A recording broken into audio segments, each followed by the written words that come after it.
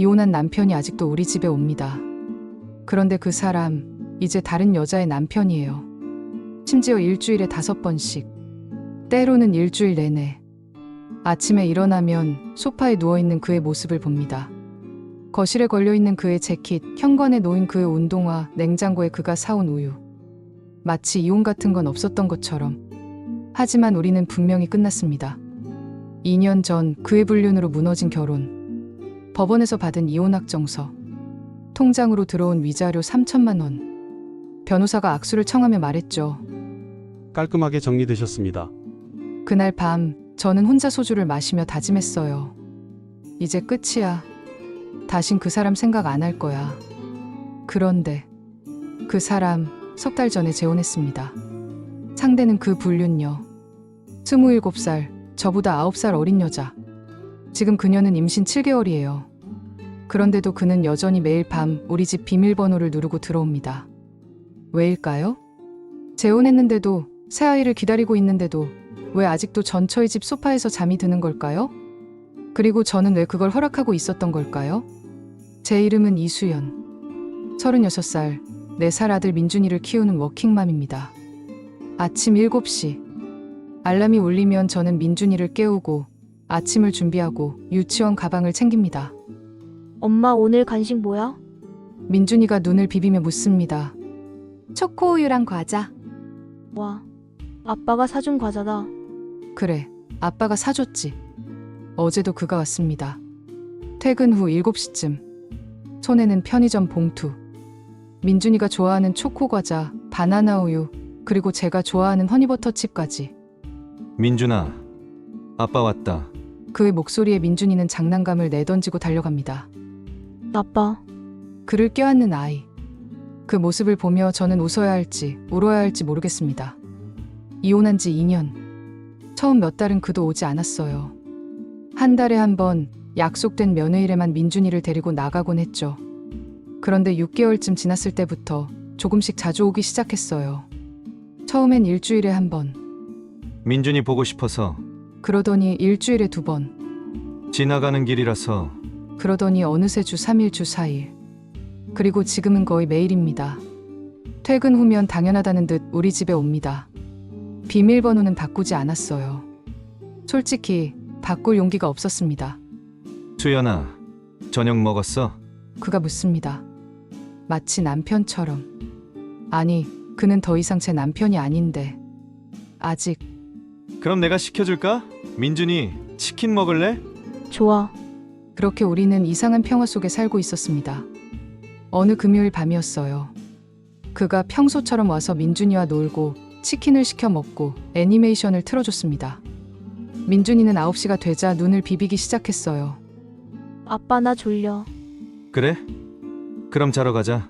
그가 민준이를 안아 방으로 데려갔습니다. 이불을 덮어주고 동화책을 읽어주고 이마에 뽀뽀를 해주는 모습. 완벽한 아빠였습니다. 민준이가 잠들자 그는 거실로 나왔어요. 그리고 소파에 누웠습니다. 수연아, 나 좀 쉬었다 갈게. 오늘 너무 피곤해. 그래. 저는 주방을 정리하며 설거지를 했어요. 그의 코 고는 소리가 들렸습니다. 너무나 편안해 보였어요. 그리고 문득 이런 생각이 들었습니다. 이게 정상인가? 다음 날 아침 그는 여전히 소파에 있었어요. 민준이가 먼저 일어나 그를 흔들었습니다. 아빠 일어나. 응? 아, 민준아. 좋은 아침. 그가 기지개를 켜며 일어났어요. 그리고 자연스럽게 화장실로 가서 세수를 했습니다. 제 칫솔 옆에 있는 그의 칫솔로. 언제 가져다 놨지? 아침 식탁. 우리 셋은 함께 식사를 했어요. 계란말이, 김밥. 그가 민준이 입에 계란을 넣어주며 웃었습니다. 마치 완벽한 가족처럼. 하지만 우리는 가족이 아니었어요. 그 순간 가슴이 답답했습니다. 뭔가 잘못되어 가고 있다는 느낌. 하지만 민준이의 행복한 얼굴을 보자 말할 수가 없었어요. 시간이 지날수록 그의 선물은 늘어갔습니다. 민준이 방에는 로봇 장난감, 레고, 자동차 세트가 쌓여갔어요. 옷장에는 새 옷들. 매번 그가 올 때마다 뭔가를 사왔습니다. 민준이 이거 입으면 멋있겠다 싶어서. 이 장난감 유행이래? 유치원 애들이 다 가지고 논대. 양육비는 매달 정확하게 50만 원이었는데 그가 쓰는 돈은 그것의 두세 배는 되었을 거예요. 어느 날 저녁 제 방 앞에 쇼핑백이 놓여 있었습니다. 뭐야 이거? 열어보니 제가 예전에 사고 싶다고 말했던 향수였어요. 아, 그거 당신이 좋아할 것 같아서. 고마워.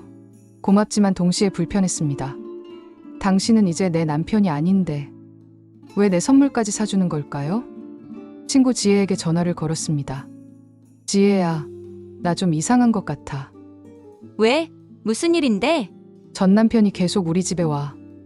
거의 매일. 뭐? 아직도? 너 이혼한 지 2년 됐잖아. 그런데 민준이가 좋아하니까. 야, 수연아. 그거 이상한 거 알지? 민준이 핑계 대지 마. 너도 편한 거 아니야? 그 말이 가슴에 박혔습니다. 나도 편한 걸까? 혼자 애 키우는 게 힘들어서? 외로워서? 아니면 아직도 그를 놓지 못한 걸까? 밤, 홀로 침대에 누워 생각했어요.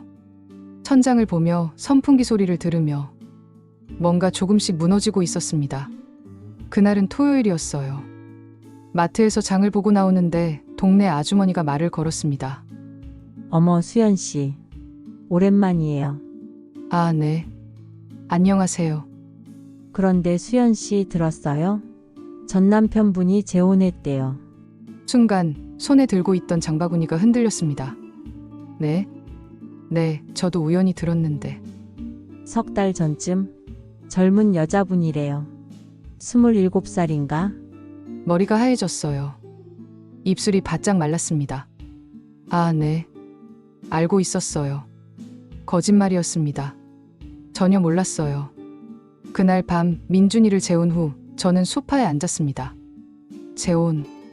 그 단어가 머릿속을 맴돌았어요. 재혼했으면 이제 안 오는 거 아닌가? 이상하게도 안도감과 동시에 묘한 상실감이 밀려왔습니다.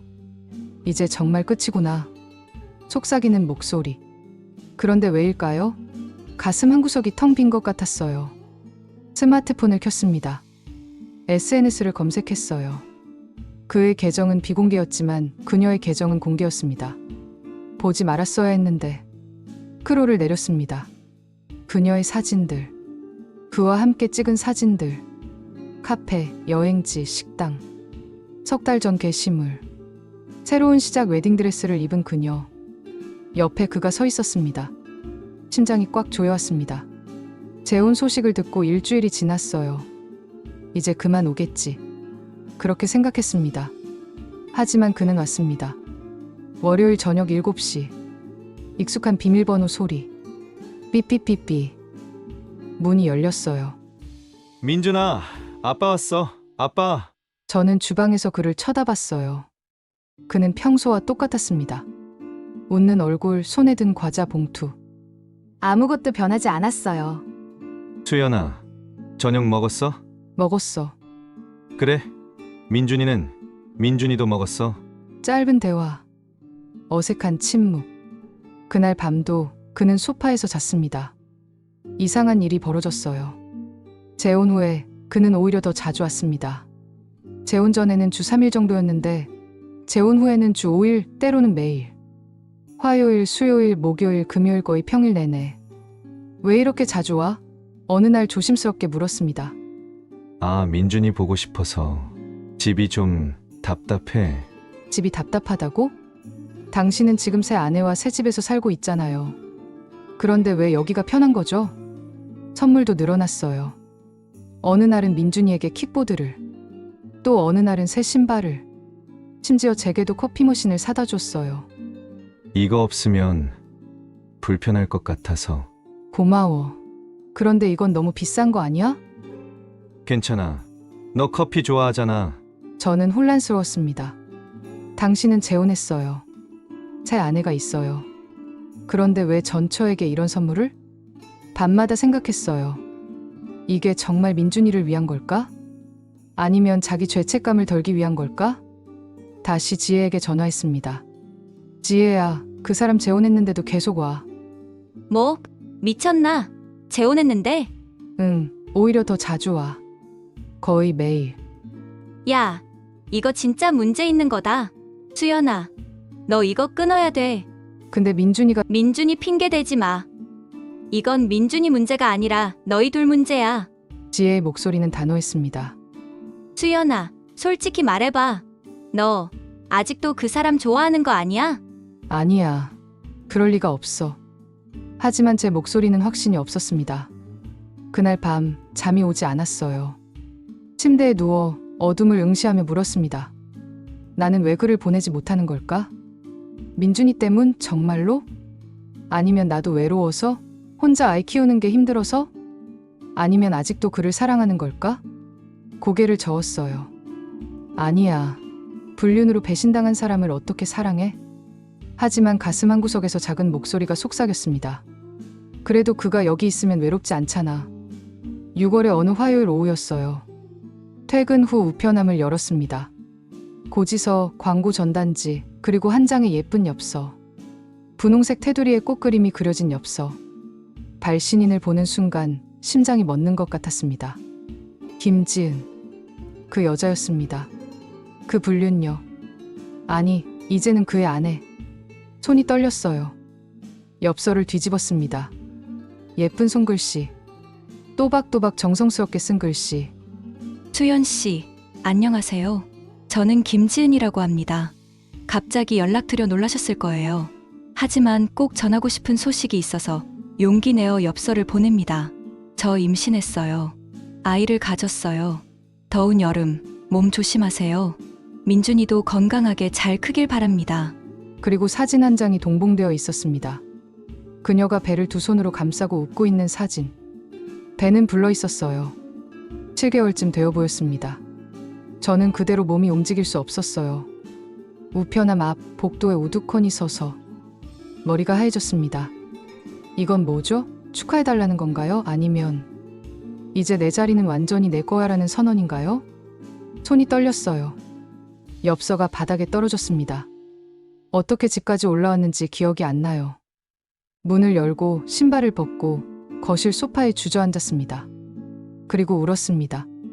왜 울고 있는지조차 모르겠었어요. 화가 나서? 슬퍼서? 억울해서? 아니면 질투가 나서? 그 생각이 들자 더 눈물이 났습니다. 나 왜 이래? 왜 질투가 나는 거야? 나는 이미 끝났잖아. 이혼했잖아. 하지만 가슴은 정직했어요. 아팠습니다. 너무나 아팠어요. 그가 나와 결혼했을 때는 아이를 가지지 못했어요. 5년 동안 노력했지만 저는 임신이 잘 안 됐습니다. 민준이는 시험관 시술 끝에 겨우 가진 아이였어요. 그런데 그 여자는 자연 임신이었습니다. 한참을 울고 나니 조금 정신이 들었어요. 화장실 거울을 봤습니다. 빨갛게 부은 눈, 지저분한 머리. 이게 뭐 하는 짓이지? 나는 왜 아직도 그 사람에게 흔들리는 걸까? 그 순간 깨달았습니다. 나는 아직도 끝내지 못했구나. 이혼 서류에 도장을 찍었지만 마음속으로는 끝내지 못했어요.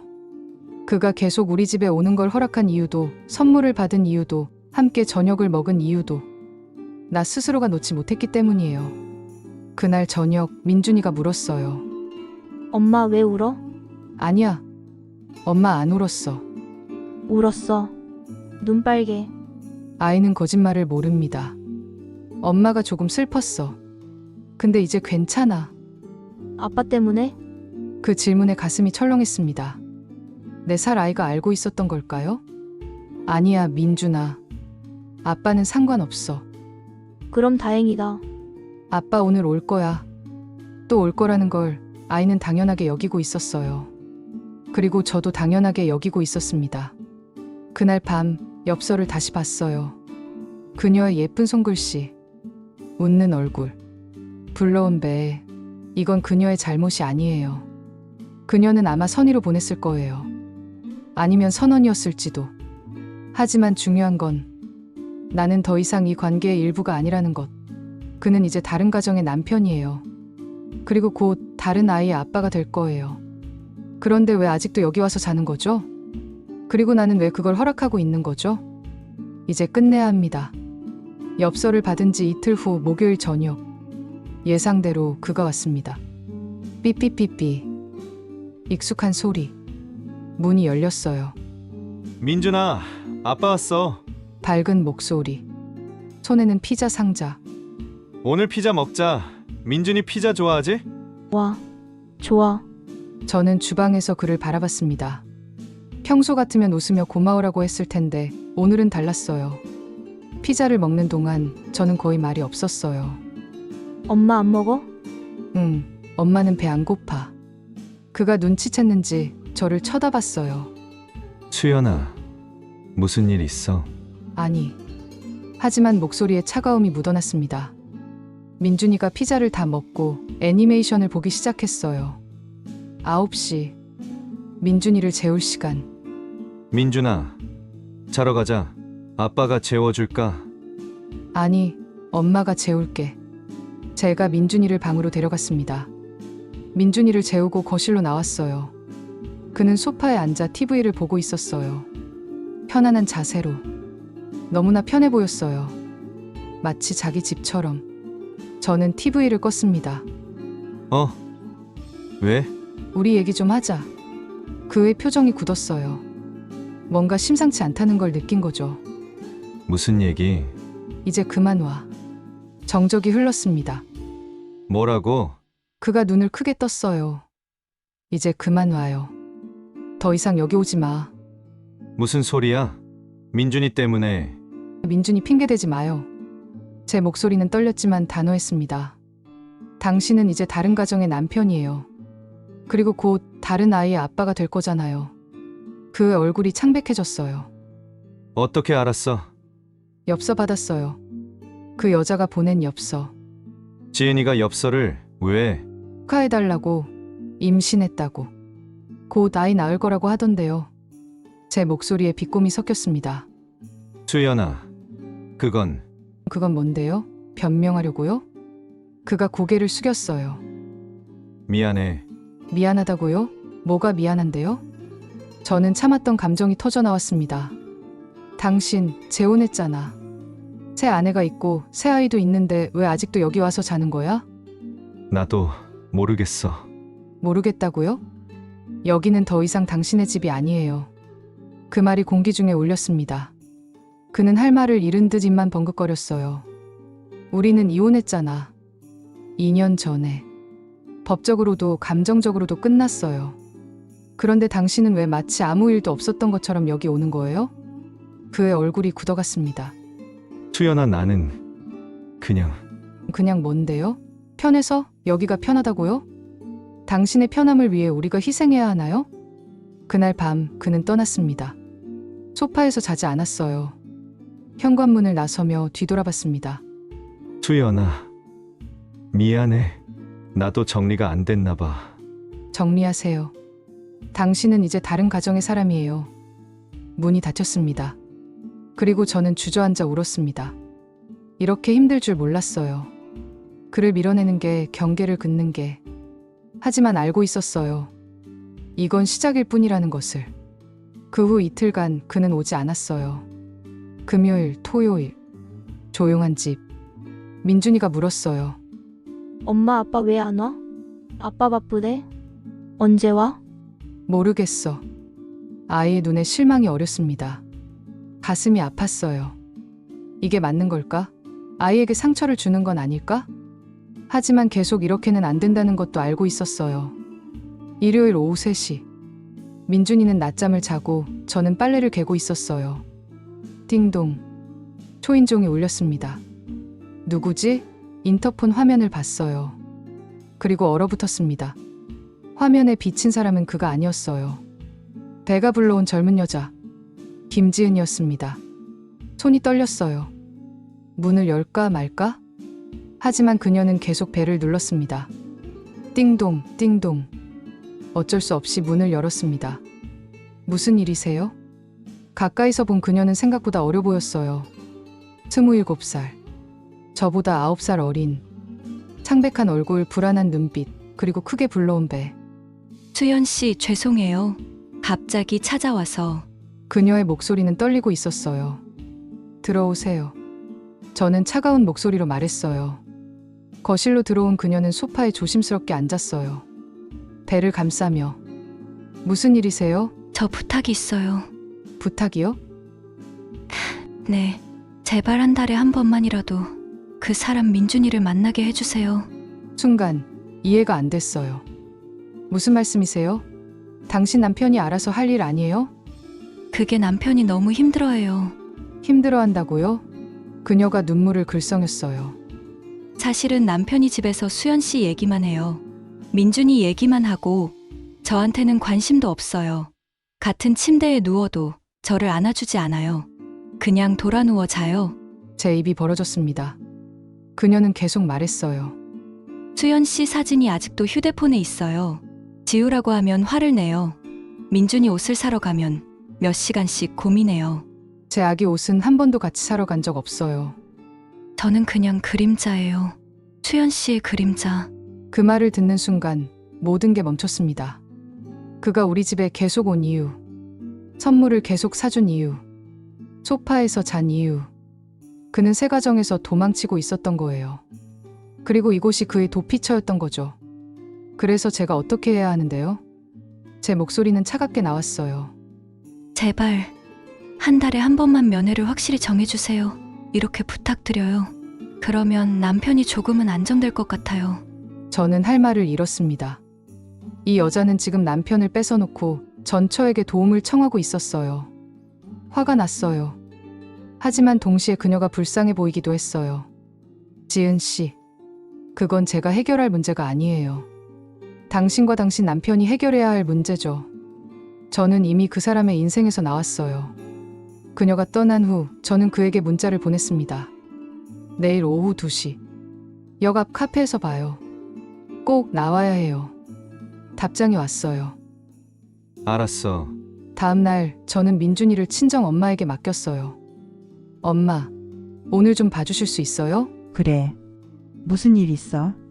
정리할 일이 좀 있어요. 오후 2시. 역 앞 작은 카페. 창가 자리에 앉아 그를 기다렸어요. 5분 후 그가 들어왔습니다. 피곤해 보였어요. 눈 밑에 다크서클. 왔어. 응. 둘 사이에 어색한 침묵이 흘렀습니다. 아메리카노 2잔을 주문했어요. 아무도 먼저 말을 꺼내지 않았어요. 어제 지은 씨가 왔어요. 제가 먼저 말을 꺼냈어요. 그의 얼굴이 굳었습니다. 뭐? 지은이가 왜? 당신한테 물어봐야죠. 왜 아내가 전처를 찾아오게 만든 거예요? 그는 고개를 숙였어요. 미안해. 미안하다는 말 그만해요. 이제 지겹거든요. 제 목소리는 차갑게 식어 있었어요. 대체 뭐 하는 거예요? 재혼했으면 새 가정에 집중해야죠. 그가 커피잔을 돌려보며 중얼거렸어요. 나도 모르겠어. 그냥 여기가 편해. 우리 집에 있으면 숨이 막혀. 아직도 이곳이 내 집 같아. 민준이 보면 마음이 편해져. 그럼 지은 씨는요? 당신 아내는 어떻게 되는 건데요? 미안해. 나도 잘 모르겠어. 결혼은 했는데 실감이 안 나. 그 순간 모든 게 명확해졌습니다. 이 사람은 도망치고 있었어요. 새로운 책임에서도 과거의 죄책감에서도. 재혼은 했지만 마음은 준비되지 않았어요. 아기가 태어나는 것도 아빠가 되는 것도. 그래서 익숙한 곳으로 도망쳤던 거예요. 이곳으로. 민준이에게로. 그리고 나에게로. 그리고 나는 그의 편한 도피처가 되어주고 있었던 거죠. 당신 비겁해요. 그 말이 날카롭게 나왔어요. 뭐? 비겁하다고요. 두 여자 사이에서 줄타기 하면서 어디에도 책임지지 않는 거요. 그의 얼굴이 창백해졌어요. 나는 그런 게 아니야. 그럼 뭔데요? 민준이를 사랑해서? 아니죠. 당신 자신이 편하려고 하는 거죠. 오늘부로 끝이에요. 저는 가방에서 봉투를 꺼냈어요. 이게 뭐야? 면회 약정서예요. 한 달에 2번, 토요일 오후 2시부터 6시까지. 민준이와 외부에서만 만나요. 더 이상 우리 집에는 오지 마세요. 비밀번호도 바꿀 거예요. 그는 봉투를 받아들고 한참을 말이 없었어요. 수연아. 이게 우리 모두를 위한 거예요. 당신도, 지은 씨도, 민준이도, 그리고 나도. 이제 진짜로 끝내요. 카페를 나와 집으로 돌아왔어요. 민준이는 친정에서 저녁을 먹고 올 거라고 했어요. 혼자만의 시간. 소파에 앉아 텅 빈 거실을 바라봤어요. 이상하게 시원섭섭했어요. 옳은 일을 한 것 같으면서도 뭔가 놓아버린 것 같았어요. 저녁 8시 민준이가 돌아왔어요. 엄마, 달려와 안겼습니다. 민준아, 재밌었어? 응. 할머니랑 치킨 먹었어. 밝은 얼굴. 하지만 곧 질문이 왔어요. 엄마, 아빠는? 아빠는 이제 자주 못 와. 민준이의 표정이 어두워졌어요. 왜? 민준아, 앉아봐. 엄마가 얘기해 줄게. 민준이를 무릎에 앉혔어요. 아빠는 이제 다른 집에 살아. 새 가족이 있어. 그래서 자주는 못 와. 그럼 나는? 민준이는 엄마랑 살아. 그리고 아빠는 한 달에 2번 만나러 올 거야. 민준이의 눈에 눈물이 맺혔어요. 아빠가 나 싫어해서 그래? 아니야. 아빠 좋아해. 근데 이게 맞는 거야. 민준이를 재우러 방에 들어갔어요. 이불을 덮어주고 머리를 쓰다듬었어요. 엄마, 자장가 불러줘. 그래. 잔잔한 자장가를 부르는데 민준이가 제 손을 꼭 잡았어요. 엄마, 응? 사실은 나 아빠 올 때마다 무서웠어. 그 말에 노래가 멈췄습니다. 뭐라고? 무섭다고? 민준이가 고개를 끄덕였어요. 큰 눈망울에 눈물이 그렁그렁. 왜 무서웠어? 아빠는 웃는데 엄마 얼굴이 점점 슬퍼 보여서. 심장이 쿵 내려앉았습니다. 엄마가 슬퍼 보였어? 응. 그래서 나도 좋은 척 했어. 그래야 엄마가 덜 슬퍼할까봐. 4살 아이가 연기를 하고 있었던 거예요. 엄마를 지키려고. 엄마가 더 슬퍼지지 않게. 민준아, 목이 메었어요. 나 잘했지? 아이가 웃으며 물었어요. 저는 아이를 꼭 껴안았습니다. 응, 민준이 정말 착해. 너무 착해서 엄마가 미안해. 눈물이 흘러내렸어요. 아이의 작은 어깨 위로. 민준이가 잠든 후 거실로 나왔어요. 창밖을 바라보며 깨달았습니다. 나는 아이를 위한다는 핑계로 나 자신을 속이고 있었어요.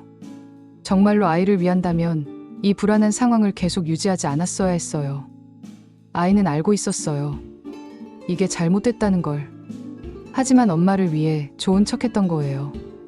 4살밖에 안 된 아이가 어른보다 더 현명했습니다. 아침 햇살이 거실을 밝혔어요. 민준이는 평소보다 늦게 일어났어요. 어젯밤 많이 울어서 그런가 봐요. 엄마, 배고파. 그래, 아침 먹자. 식탁에 둘이 마주 앉았어요. 계란 후라이, 김밥, 간단한 아침. 민준아.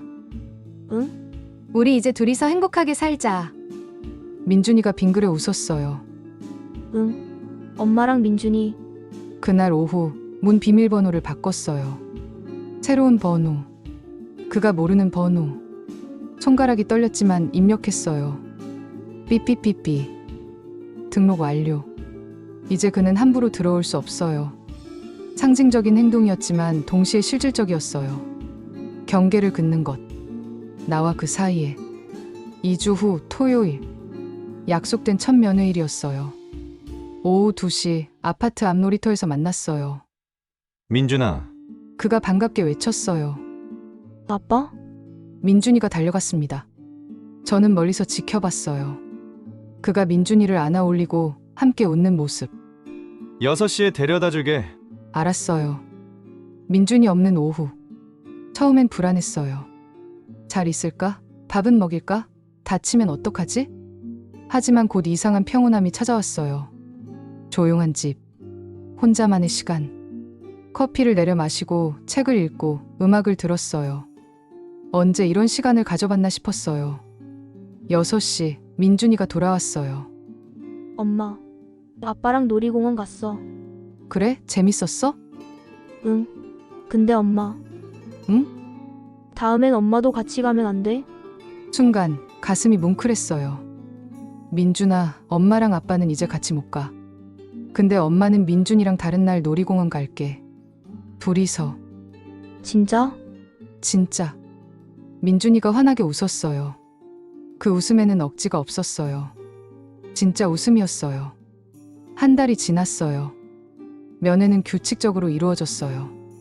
한 달에 2번, 토요일 오후. 그는 더 이상 우리 집에 오지 않았어요. 그리고 저는 조금씩 숨을 쉴 수 있었습니다.